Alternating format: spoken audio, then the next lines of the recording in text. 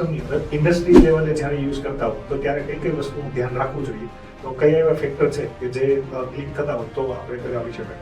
ઇન્ડસ્ટ્રીમાં ઘણું બધું ધ્યાન રાખવા જેવું છે. તમે પોતાનું ટેરેસ બતાવી દો છો કે આ મારું ટેરેસ છે અને આટલા કિલોવોટ આવશે. હવે લોકોને જ્યારે ઇન્ડસ્ટ્રીમાં ફાઇનલ થાય છે ત્યારે એટલી નથી ખબર હોતી કે કેટલા વોટ પીકની પેનલ આવશે. પહેલા તો એ વસ્તુ છે તમારે કઈ ટેકનોલોજીની પેનલ આવે છે, પેનલ ટેકનોલોજી તમે ફાઇનલ કરો. ઇન્વર્ટર કેટલા કિલોવોટનું આવશે, કેમ કે ઇન્ડસ્ટ્રીમાં બધા ઓવરલોડિંગ બહુ કરતા હોય છે. 100 કિલોવોટની સિસ્ટમ હોય, 70 કિલોવોટનું ઇન્વર્ટર નાખેલું હોય અને કસ્ટમર પાસે કોટેશન લઈ જાય, કસ્ટમર કે તમારા કરતાં આનું કોટેશન 50,000 રૂપિયા સસ્તું છે.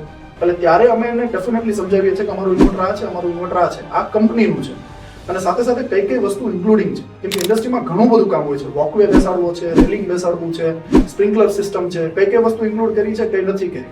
અને સાથે સાથે ઘણા ચાર્જીસ છે, જેડાના ચાર્જીસ છે, જીવીનો ચાર્જ છે, બધું ઇન્ક્લુડિંગ છે કે નથી, કે એક્સ્ટ્રા છે તો કેટલો છે, અને ક્યારે એક્ઝિક્યુટ કરવાનું છે. ભાઈ તમારી લોન તમે કરાવશો, એ બધી વસ્તુમાં પરિબળ ખાસ ચેક કરી. માણસો કેવા છે એ લોકોની સર્વિસ 5 જગ્યાએ પૂછી લેવાની તમારે, કે 5 ઓનરને તમે પૂછો. ખાલી આમ સસ્તું છે એટલે કામ ના આપી દે.